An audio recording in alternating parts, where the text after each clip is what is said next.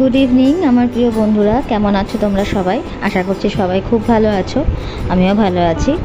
আমার চ্যানেলের নতুন একটি ব্লগে তোমাদের সবাইকে আরও একবার স্বাগত জানাই। ঘড়ির কাঁটায় এখন বাজে সন্ধ্যে 6:30 আর তোমাদেরকে সঙ্গে নিয়ে আজকের ব্লগটি আমি এখন থেকেই শুরু করলাম।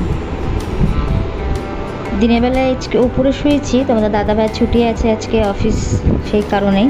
তো এখন ঘুম থেকে ওঠার পরে জানলাগুলো একটু খুলে দিচ্ছি। জানলাটা বন্ধ করেই শুয়েছিলাম, রোদের যা ঝলকানি, জানলা খুলে দুপুরবেলা শোয়া কোনো মতে সম্ভব নয়।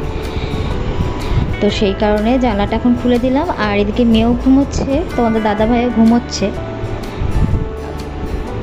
খুলে দিয়ে লাভ বিশেষ কিছুই হয় না, হাওয়া তো নেই বাইরে, শুধু গরম। তাও ওই রাতের যতটা ঠান্ডা ওয়েদার থাকে সেটাই আর কি। তো এখন মেয়েকে তুলবো, মেয়েকে খাওয়াতে হবে, কারণ একটু আমরা আজকে বেরোবো। শনিবার রবিবার থাকলেই একটু বাইরে না বেরোলে ঠিক মনটা ভালো লাগে না। আগের দিন তো মায়ের কাছে গেছিলাম, আজকে দেখি একটুখানি বাইরেই কোথাও ঘুরে ঘুরে মেয়েটাকে নিয়ে চলে আসবো বাড়িতে। আর মেয়েকে ডেকেই যাচ্ছি, মেয়ের তো ঘুমই ভাঙছে না। আর মেয়ের শোয়াটা দেখো, ওর বাবাইয়ের গায়ের ওপরে পুরো পা তুলে দিয়েছে, একদম বেঁকে শুয়ে আছে। তো ওকে মাঝখানেই দিই, কারণ ভয় লাগে সাইডে কখন। আমি যদিও বা খাটের চারপাশে বালিশ দিয়ে রাখি, কিন্তু এখন ওই খাটের ওই পাশটাতে না একদম হাওয়া পাওয়া যায় না, সেই কারণেই ওকে মাঝখানেতে দিই। আর এখন উঠে গেছে মেয়ে, আর দেখো আমার সঙ্গে বদমাইশি করছে, কিছুতেই উঠবে না, কোলে আসছে না। আর ওর বাবাই বাড়িতে থাকলে না ওর বদমাইশিটা আরও বেড়ে যায়। সবই বায়না আবদার সব বাবার কাছে গিয়ে করে, সারা সপ্তাহ তো বাবাকে দেখতে পায় না। এই শনিবার রবিবারটাই বাবার সঙ্গে ও বেশি সময় কাটাতে পারে, দেখতে পায়, কিন্তু সেই রাতটুকু একটুখানি, মানে সে না পাওয়ার মতনই বলতে পারো, কারণ তোমাদের দাদাভাই খুব টায়ার্ড থাকে সেই কারণে। আর এখন নিচে চলে এসেছি, মেয়েকে খাওয়াবো। আর কি খাওয়াবো, এটা হচ্ছে মুড়ি গুঁড়ো করেছি, মুড়ি গুঁড়োর সাথে একটু দুধ মিশিয়ে, ল্যাকটোজেন আর কি, যে দুধটা ও খায় সেটা মিশিয়ে ওকে খাওয়াবো। মুড়িটাকে গুঁড়ো করে মিক্সিতে গুঁড়ো করে নিচ্ছি, আর তারপরে একটু ভালো করে চেলে নিয়েছি। এটা ও খায়, ভালোই খায়। তার সঙ্গে আমি একটু দুধ দিয়ে খাওয়াই, জল দিয়েও খাওয়ানো যায়, কিন্তু জল দিয়ে খাওয়ালে আমার মনটা মানে না, সে কারণে আমি ওকে মুড়িটা গুঁড়ো করে দুধ দিয়েই খাওয়াই। তো যে দুধটা খায় ল্যাকটোজেনটা, সেটা সকালে তো গরুর দুধ খায়। আর এমনি আমি একটুখানি অপশনাল কিনে রেখে দিয়েছি ল্যাকটোজেন ঘরে, যখন দরকার পড়ে তখন ওকে দিই।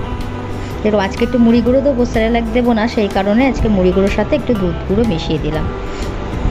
একটু গরম জল, একটু ঠান্ডা জল হালকা করে নিয়ে ঠান্ডা করেই খাওয়াচ্ছি এখন খাবার, কারণ যেহেতু গরমে গরম খাবার খেলে ওরা আরও গরম লাগবে।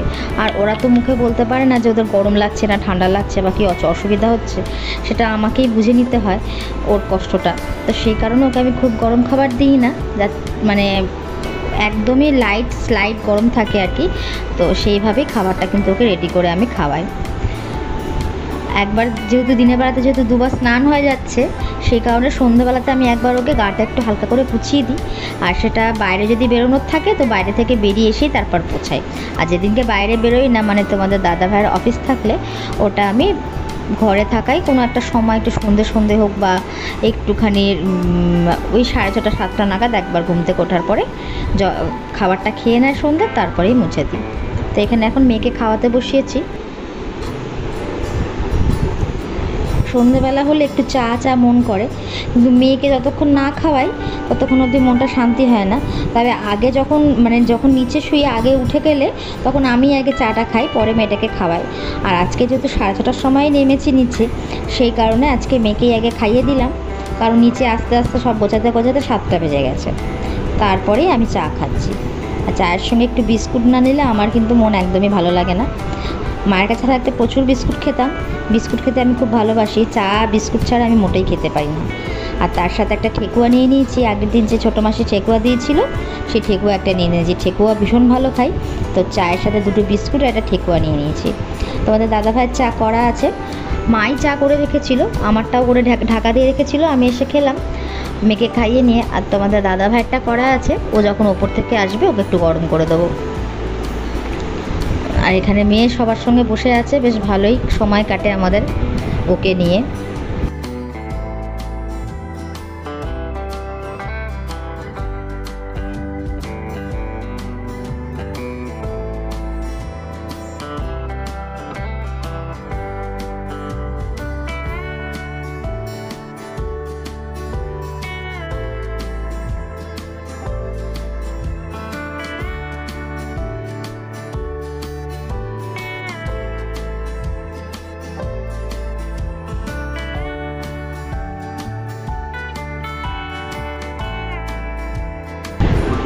এবার একটু রেডি হয়ে নিয়েছি, মেয়েকেও রেডি করে দিলাম।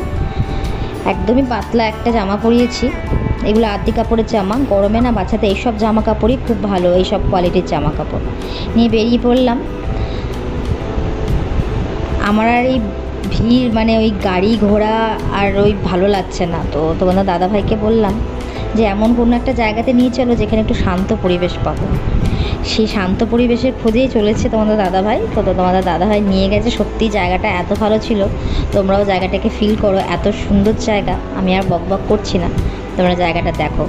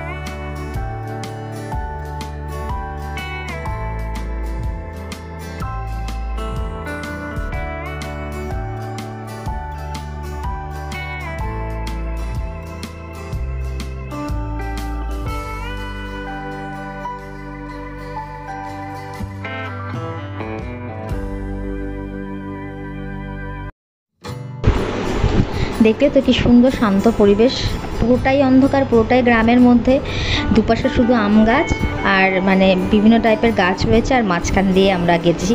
পুরো অন্ধকার, পেছনে তাকালে কাউকেই দেখা যাবে না, এতটাই অন্ধকার, কিন্তু খুবই ঠান্ডা, খুবই ভালো লাগলো। আর ঘুরতে ঘুরতে পেয়ে গেছিলো আমাদের জোরে খিদে, তাই বললাম চলো একটু কিছু খাই। তো কী খাবো সেই ফাস্টফুডের দিকেই মনটা টানছিল, তাই ভাবলাম অনেকদিন এগরোল খাওয়া হয়নি, তো আজকে একটু এগরোল খাই।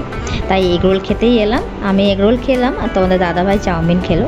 এটা খেয়ে বাড়ি চলে যাব, তবে টাইমটা কিন্তু অনেকখানি হয়ে গেছে, এখন প্রায় 9:30 মতন বাজে, তো রাতের খাবারের টাইমও হয়ে গেছে। এটা খেয়েই বাড়ি ঢুকে যেতে হবে, কিন্তু খুব জোরই খিদে পেয়েছিল। আসলে ভুলটা হয়ে গেছে, প্রথমে যদি খেয়ে নিয়ে ঘুরতে যেতাম ভালো হতো।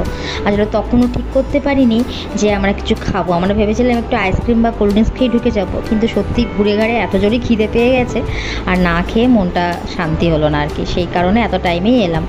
তো আমরা 9:10 নাগাদ ঢুকেছি, তবে খাবার নিতে নিতে খেতে খেতে ওই 9:30 মতনই বেজে গেছে আর কি, জানো তো। বাড়ি ঢুকতে ঢুকতে তখন বাড়ি ঢুকেছি প্রায় 10টা। তো বেশ ভালোই বানায় এই দোকানে। আর এই দোকানের সামনেই না ডাক্তারের চেম্বার আছে, হোমিওপ্যাথির ডাক্তার উনি। আমার মেয়ের মানে প্রাইমারির দিকটা মানে শরীর খারাপ হলে একদম প্রথমের দিকটা আমি এনার কাছেই দেখাই, এনার কাছে না কমলে তবে আবার অন্য কারোর কাছে মানে অন্য কোনো ডাক্তারের কাছে নিয়ে যাই। তবে আমার মেয়ের হোমিওপ্যাথি খুবই ভালো ধরে, অ্যালোপ্যাথিক তো ধরবেই, সেটা তো স্বাভাবিক ব্যাপার, হোমিওপ্যাথিটা খুবই ভালো ধরে, সেই কারণে আমি ফার্স্টে আগে এই ডাক্তারের কাছে নিয়ে যাই। তারপরে যদি দেখছি যে অনেক দিন হয়ে গেল আমার আর ধৈর্য হচ্ছে না, হয়তো কমে যাবে, কিন্তু আমি ধৈর্য ধরতে পারি না, মা তো খুব বাড়াবাড়ি শরীর খারাপ হলে তখন আমি চেঞ্জ করে অ্যালোপ্যাথিক ডাক্তারের কাছে নিয়ে যাই। তো এখানে বসে আছি আর তোমাদের দাদাভাই খাবার নিয়ে আসছে, খাবারগুলো খুবই ভালো খেতে, কিন্তু খাওয়ার পরে খুবই গরম লাগছিল। তো তারপরে খাবার খাওয়ার পরে কিন্তু আমরা একটা করে কোল্ড ড্রিঙ্কসও খেয়েছিলাম। তো এখান থেকে খেয়ে আমরা সোজা বাড়ি যাব, বাড়িতে গিয়ে মেয়েকে খাওয়াতে হবে। আজকে তো বাড়িতে কোনো কিছুই করিনি, যদিও বা দিনের কাজ সব রান্নাই আছে, শুধু মা একটু রুটি করতে হবে, রুটিটা করলেই হয়ে যাবে, তবে ওটা মনে হয় মাই করে নেবে। তো সেই কারণে আর শনিবার রবিবারটা না সারা সপ্তাহে তো করি, শনিবার রবিবারটা যেহেতু বেরোতে হয় তোমাদের দাদাভাইয়ের সাথে, না বেরোলে ভালো লাগে না, সেই জন্য এই দুটো দিন একটুখানি আর কি মাকেই সন্ধ্যেবেলার দিকটা আর কি, সকালের দিকটা আমি করি, সন্ধ্যেবেলার দিকটা এই দুটো দিন মাকেই একটু করে নিতে হয়। আমাদের মা আমি মিশিয়ে রান্নাবান্না করি, মাও করে আমিও করি, তবে সন্ধ্যের দিকটা আমি মাকে আর যেতে দিই না রান্না করে, কারণ সন্ধ্যেবেলায় খুব দরকার না থাকলে মা যা গরম পড়েছে মাকে ওই জন্য সন্ধ্যের দিকটা বারণই করি আর কি। তো এখানে খাবার খাওয়া হয়ে গেছে, চলো আজকের মতন ব্লগটাকে এখানেই শেষ করলাম। আর তোমাদের ব্লগটা কেমন লাগলো অবশ্যই জানিও। যদি ভালো লেগে থাকে একটা লাইক কমেন্ট আর শেয়ার করে দিও। চ্যানেলটাকে সাবস্ক্রাইব করতে ভুলো না। দেখা হবে পরের ব্লগে, ততক্ষণের জন্য সবাই সুস্থ থেকো আর স্বাভাবিক থেকো। টাটা বন্ধুরা।